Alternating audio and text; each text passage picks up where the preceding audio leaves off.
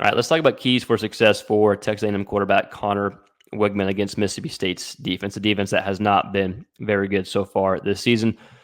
But still, let's talk about Weigman. Let's talk about the keys, and let's talk about Mississippi State's defense as well. Let's actually talk about Mississippi State's defense first. Then we'll talk about Weigman. Then we'll look at some film here in 2 or 3 minutes. So we'll just talk briefly about the defense and about Weigman before we look at film. So Mississippi State's defense so far, or their best form of defense, has been controlling the clock on offense, has been keeping the opponent's offense off the field. The past 5 games, their defense has given up 41 points, 35, 45, 41, and 30. And in the past 6 games, I think they've only played 6 games actually, but they only have 7 sacks so far this whole season. So they haven't done a good job getting pressure despite blitzing a fair amount of the time. In SEC play, they've blitzed 40% of dropbacks, 40% of when the quarterback is dropping back.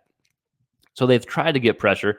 And at the same time, they've also tried to just bring 3 and drop back 8 and try to keep everything in front. Right now, they're probably going to have a combination against A&M and try to throw a few things at the Aggies to try to force some stops. But regardless, if you're Conner Weigman, there are a few keys for success. Number one, you don't want to overlook this team.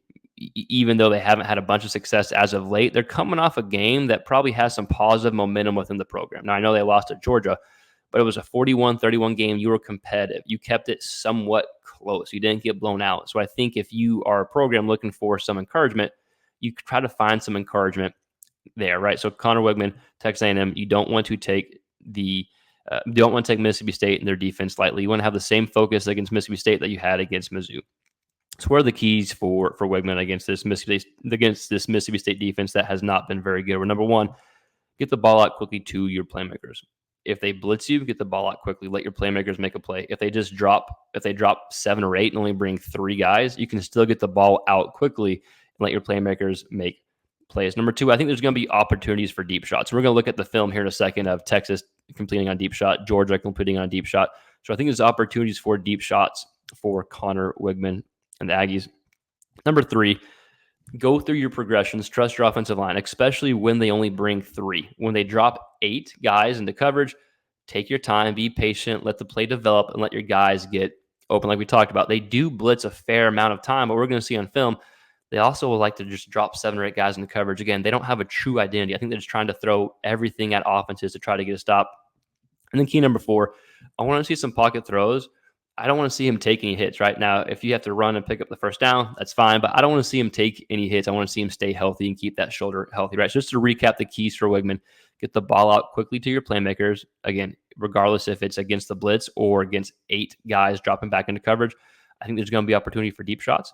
Go through your progressions, trust your offensive line, and then avoid taking any unnecessary hits, right? So we're going to go ahead and look at Mississippi State's defense, look at what Georgia was able to do against them, look at what Texas was able to do against them, just a few clips. Then we'll look at A&M's offense or Conner Weigman, a few clips from the game against Mizzou and how you want to repeat those type of plays against Mississippi State. So with that said, let's go ahead and check out the film. So we're going to look at a few clips from the games that Mississippi State played against Georgia and against Texas. Then we'll look at a few clips from Weigman against Missouri. And real quick, this is broadcast footage, so I have to slow it down. It's not the best quality. I do apologize, but I think it does a fair job still just getting the point across. So we're going to see Mississippi State's only bringing 3 here. And we talked about we don't know exactly kind of what they plan to do. They've done a little bit of everything.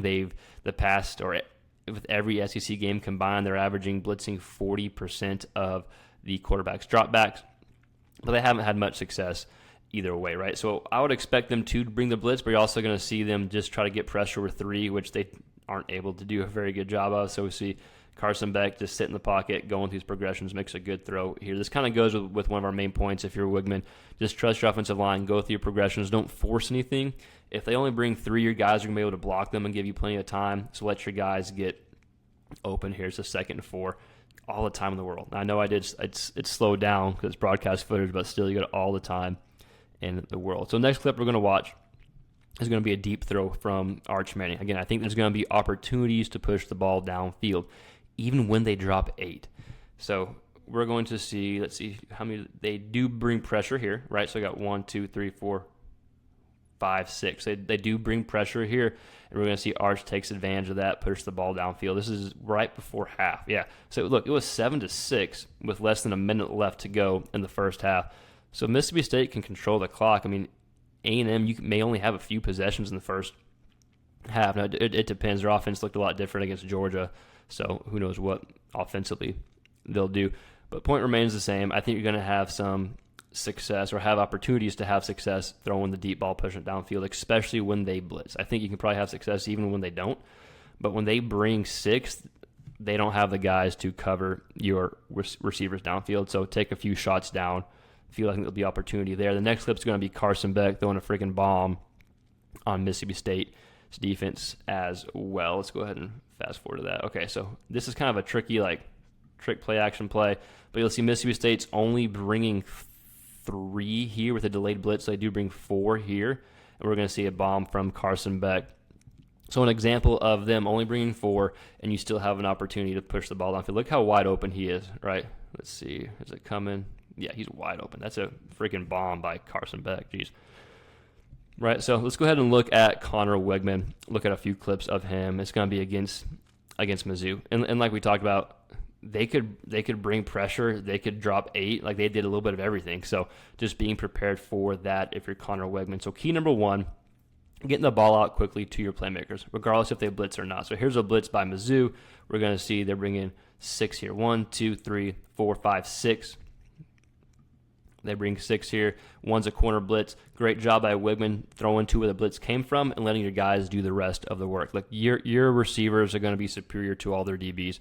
Get the ball out quickly. And your running backs, right? So get the ball out quickly to them. Let them do the rest of the work like they're doing right here. Now, A&M fans, y'all know I always ask, is this Noah Thomas? Yeah, Noah Thomas.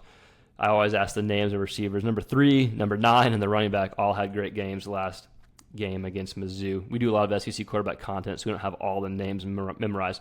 Here's another example. So we just saw an example of the blitz and Conner Weigman getting the ball out quickly to your receivers. Here's an example of just bringing 4, so no blitz. 4 guys are coming, going through your read. You still get the ball out quickly and easily. Dump it to your running back. Let him do the rest of the work. Now it helps when there's no one around him.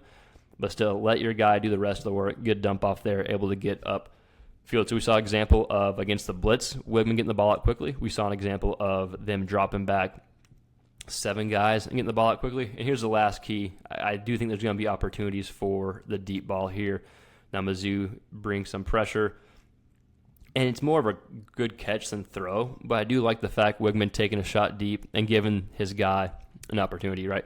So I think to improve on the deep vertical game, which I know A&M fans have talked about Weigman in the past, but I thought he did well last week or 2 weeks ago against Mizzou, pushing the ball downfield, giving his guys a chance. And I think there's going to be opportunities there again against Mississippi State's defense. Again, regardless if they blitz or if they drop 8 guys, I think you'll have shots and opportunities to push the ball down field. But the main key for Weigman, you don't want to overlook this team. You want to have the same focus that you had against Mizzou heading into this game. So if you're an A&M fan, let me know your thoughts in the comments below. 1, what do you think the keys are for Weigman, or what do you just want to see from Weigman and the team overall, right? We're just a big quarterback podcast or quarterback hub, so we just talk about the quarterback perspective, but there's obviously other storylines in the game as well. So let me know your thoughts in the comments below. And as always, please consider subscribing to the channel if you like this type of SEC QB niche content. We put out SEC quarterback content on a weekly basis.